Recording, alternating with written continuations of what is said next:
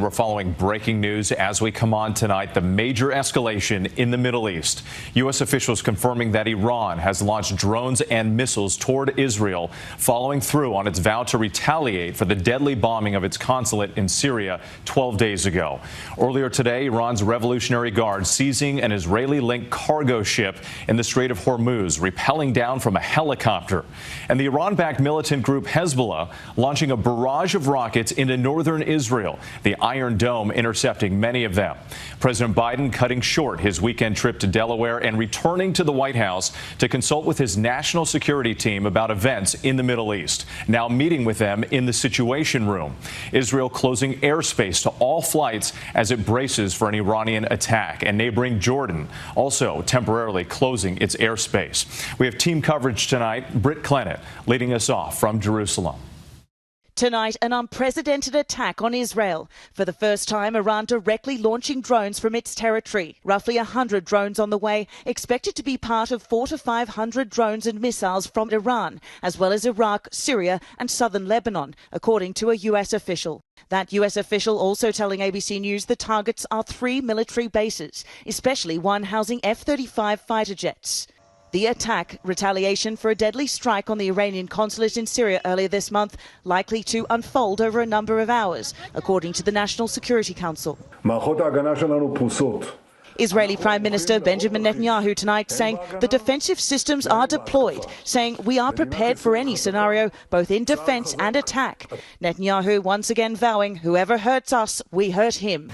And a U.S. official telling ABC News tonight that the U.S. will help intercept everything possible. Iran's Supreme Leader Ali Khamenei, after the drones were launched, saying the evil regime will be punished. The Israeli Defense Forces saying the drones would take hours to reach Israel, more than 1,000 miles away. Israel closing Ben Gurion Airport and Israeli airspace, also closing schools and limiting large gatherings until Monday night. Iran for weeks vowing swift revenge after top commanders were killed in a strike the Pentagon says Israel was behind. Earlier today, Iran seizing this cargo ship, partially owned by an Israeli family in the Strait of Hormuz. Iran-backed militia group Hezbollah also claiming they struck Iron Dome air defense platforms with drones. Those defenses shooting down missiles fired at Israel by Hezbollah last night, many of them intercepted.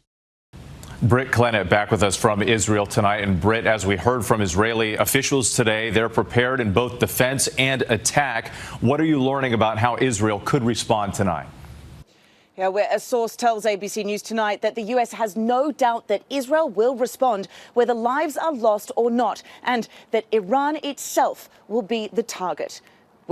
Britt, thank you. And we know President Biden returned to the White House early this weekend, cutting short his trip to Delaware so he could meet with his national security team about the events unfolding in the Middle East. Let's get right to ABC's senior White House correspondent, Selena Wang. Selena, what is the administration saying tonight? Well, the president is making clear tonight that America's support for Israel's security is ironclad. Now, the White House has been on high alert for days. They knew that this attack was imminent. The president cutting his weekend vacation short, and he is currently meeting, according to a U.S. official, right now with his top national security advisors in the Situation Room. But look, anxieties here, they are running high. Officials tell me that there is deep concern that this Iranian attack and a possible Israeli response that could widen this war, which is exactly what the president has been trying to avoid.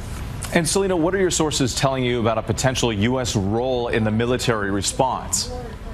The U.S. is going to try to intercept everything that they can. That's according to a senior U.S. official who says that Iran is trying to overwhelm Israel's air defense systems by launching hundreds of drones and missiles from different directions, speeds and altitudes. Now, the U.S. expects that most of that will be intercepted, but the fear is that if Israeli lives are lost, that the Israeli response will be much bigger. And at risk here as well are U.S. forces in the region, and the U.S. has already moved military assets to the Middle East in order to protect them. Yeah, major concerns for that escalation. Selena, thank you so much. Let's bring in ABC News contributor Colonel Steve Ganyard. And Steve, what can you tell us about the nature of this attack and just how unprecedented it is for Iran to strike within Israel's borders? Well, it's unprecedented in a historical sense, Whit, for Iran to directly attack Israel. What's concerning here, as Selena pointed out, is 400 to 500 drones and missiles inbound right now to Israel. Now, Israel has the most sophisticated integrated air and missile defense capabilities in the world, but with that number of incoming missiles and drones, it's almost inevitable that some will get through. So, Steve, how likely is it that the U.S. will now be pulled deeper into this conflict, and what could our role look like militarily? The U.S. has made it clear that they will do whatever they can to help Israel in this attack. We know that there are ships in the Red Sea, the U.S. ships in the Red Sea and off the coast of Israel both have very sophisticated anti-missile capabilities. But Iran has also said that if the U.S. helped Israel in this attack, that U.S. troops in the region would become fair game. And so the world has gotten very dangerous tonight, not only for Israel, but for the U.S. as well. Truly a delicate situation and so much at stake. Steve Ganyard, thank you. And tune into This Week tomorrow morning. George Stephanopoulos speaks with White House National Security spokesman John Kirby about the latest developments between Israel and Iran.